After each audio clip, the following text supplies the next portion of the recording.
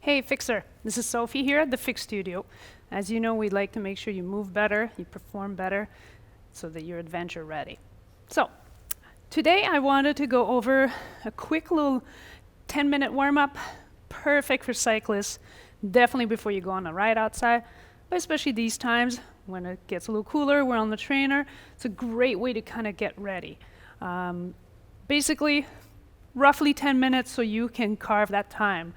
So look, if you like these videos, make sure that you subscribe to our YouTube channel, gives us a thumbs up, send us a comment, leave a comment, so we know what you want to see for other videos. So we are going to need today, for this quick warm-up, a foam roller, a kettlebell or dumbbell, not necessary, and a little strap. And eventually I will show you an old bike tube will definitely work perfectly that you can attach to the leg of a couch. No problem if you don't have one. We'll show you an alternative. So we'll go over this quick warm-up together, and then you're off to your workout. Let's get to it. So let's start first with a little bit of foam rolling. We're roughly just going to go about 30 seconds here per side, a little bit longer. If you're on your, you have more time, you're on your own, you can always pause. Press pause on this video, do it a little longer. So just to start today, we're going to do, we'll focus a little bit upper quadricep near the hip flexor, the TFL here.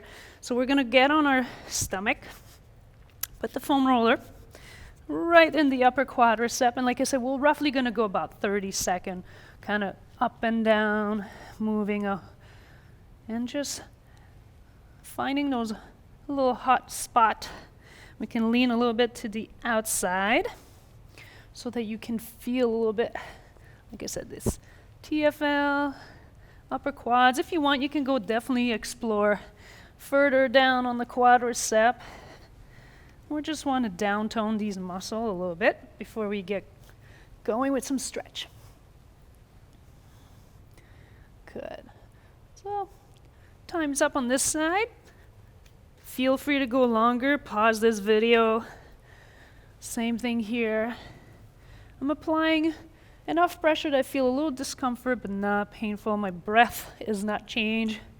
So upper, I can move a little lower if I feel like I need to go. Up, and then I can lean a little bit towards the outside, get the hip flexor here, a little bit more. A few more seconds here. There we go. Great. Time's up on this one as well.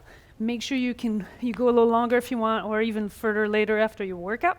So we're going to start first with the one I was mentioning, where if you do have a way to attach a bike inner tube or a heavy band, let's do it. If not, no worries, just use no band, perfectly fine. As a cyclist, we do a lot of hip flexion, so let's make sure that we clear up, get some good mobility in that hip. So we're going to make sure that we put the band right at near the crest or the hip here. You want to make sure you have a little bit of tension, so move a little bit away. If you don't have a band, definitely just go without a band. So here we go. So we're going to put the band, attach it somewhere, leg of a couch work. And now what we're going to do, this band is going to help increase your hip flexion by doing a little bit of traction on your femur. So now I have tension. I can grab my leg behind my knee or on over if I prefer. I'm going to bring it as far as I can towards my chest. Making sure, let's go for 10, that the opposite legs stay down. So here we go. Good breath. Probably about 5 more. Here we go.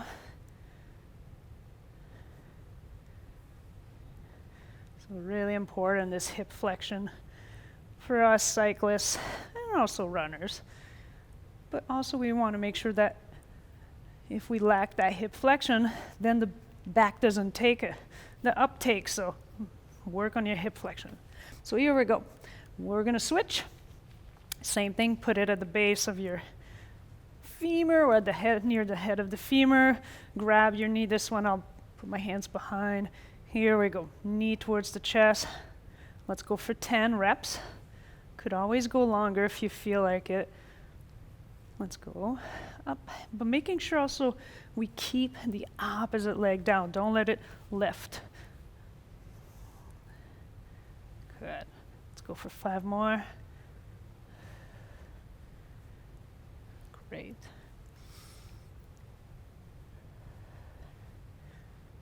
Good. Excellent. As I said, if you don't have a band, you could have just gone without the band. Perfectly fine. We'll move this away. Now we're going to go do what we call the couch stretch. I will use the wall here behind me. You can use the wall, you can use the couch. And we're going to go open up the front of the quadricep, upper flexor, and then we're going to spend a little bit of time here. So pretend I will obviously go against the wall, but pretend that this is my wall here. I'm going to put my knee as close as possible to the wall and my leg against the wall this way, my foot this way. I'm going to start with the right. I'm going to bring it over here. I'm going to keep my hands on the floor. I'm going to bring my left leg right in front. And I'm going to make sure here I keep my pelvis tucked. Thinking about it. Bring the tailbone up in front. And I'm going to make sure I get my right glutes here. So this is my right leg. Fire. So it helps opening up that hip flexor.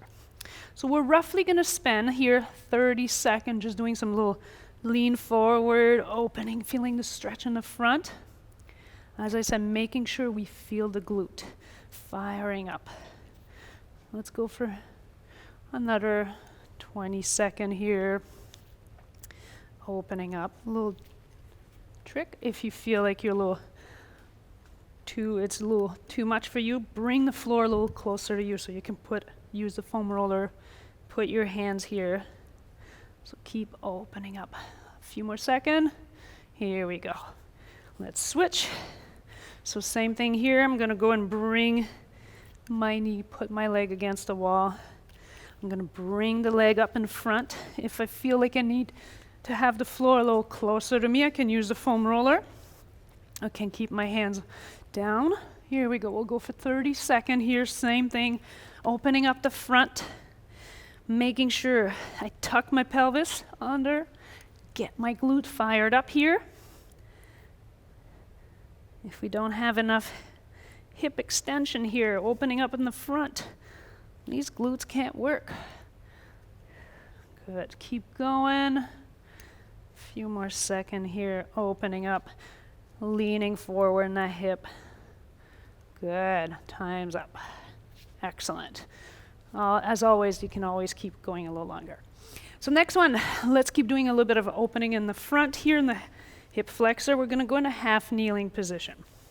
I'm going to make sure my hip is right above my knee. The front leg is bent a 90 degree here. I'm going to tuck my pelvis, making sure basically my pelvic floor is parallel to the floor. I'm going to put my hands in front on my opposite knee here, keeping this tuck, getting that glute fired up. And let's open up, move forward, keeping the pelvis tucked, so which means I'm not going to have that much movement. Let's go for 10. I want to make sure I don't fall in the hip capsule or taking it all up from my back, so I don't want to look like a banana here. So keep the pelvis tucked, pushing my knee, move forward. Let's go for 5 more here. Keeping the pelvis tucked. There we go. Good. So we're going to go opposite leg. Same thing here. Hip right above my knee.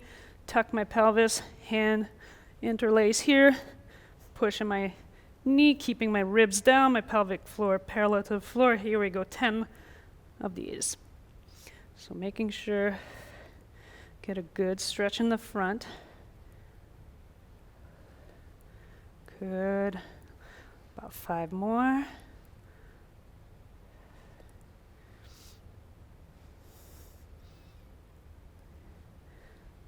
Great. One more. Excellent. Good. Let's move on to keep opening a little bit of the hip, but we'll get a little bit of a hamstring now. As a cyclist, we're constantly in this position. One leg in a hip flexion, the other one in extension. So let's go back again in that half kneeling position. We're going to put our hands next to, this is my left foot, so hands are next to my left foot. I'm going to make sure, try to keep a good tall spine. I'm going to extend my back leg so knee is off the floor. I'm going to go and open up my hip, come back, then get my hamstring. If this is too much to have the leg extended, just do it with knee down. Opening up, so same thing, keeping my pelvis tucked, moving forward, come back, get my hamstring. I can bring my toes up, down, opening up the hip, come back, get my hamstring, can bring my toes towards me if I want. Excellent. Let's go for 10 per side. I'm going to go and alternate a little bit, so to change it up to show you the two options, knee off the floor, from the hip, come back. Good. Excellent. Opening the hip, keeping the pelvis tucked, come back, get your hamstring. Trying to keep a good tall spine. Again, if it's easier, keep the knee down on the floor. Back. Let's do 2 more. You may have been a little faster than me, so keep going. Good. Excellent. So we'll do the opposite. Now I bring my right leg in front, knee bent 90 degrees, my hands are next to my foot. Same thing, I'll start with the knee on the floor, but if you feel like it, you can bring the knee off the floor. Tucking my pelvis, good tall spine, moving or swaying forward to get a good stretch in the front. Come back, get the hamstring. Down, opening up, back. Let's go for 10 total. I'm going to do 5 with the knee down and 5 knee off the floor. Can go and join me that way. Good. Getting a good stretch here as well. So I'm going to do 1 more here. And now I'm going to go knee off the floor, but you can keep going with knee on the floor if you prefer for your hip. Good. Excellent. Opening. Great. 2 more. Can bring the toes towards you if you prefer. Last one. Good. Great. Excellent. Let's go with this next one. We're going to need dumbbell, kettlebell. No worries if you don't have anything. As always, there's always more than one way to do it. We'll do our opening up the inner leg, the adductors here. So we're going to go from a tall kneeling position, making sure our pelvis is basically the pelvic floor parallel to the floor. The diaphragm is also parallel, so I'm stacked. I'm going to go and open up, bring the leg at 90 degrees. The reason why I like to have the kettlebell, it just keeps me making sure I keep a good tall spine. If you don't have it, put your hands behind you. What we're going to do is we're going to move the knee in the same direction as our toes, making sure, as I do so, my knee stays over my foot and not diving in. So here we go. Let's go for 10 per side. I'll go with the weight. Good tall spine.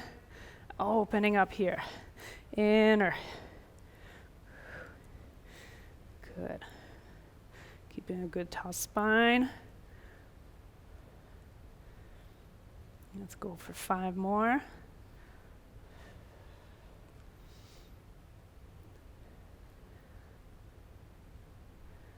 Good.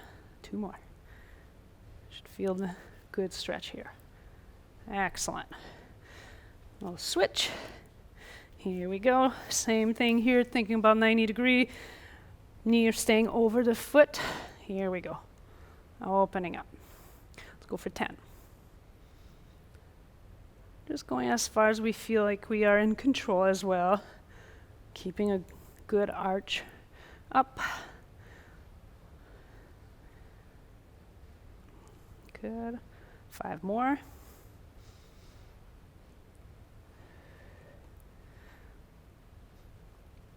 If you are short on time, you can always cut this in a little shorter. If you want to do more, you can always, do instead of 10 reps, do 20. Here we go. Good.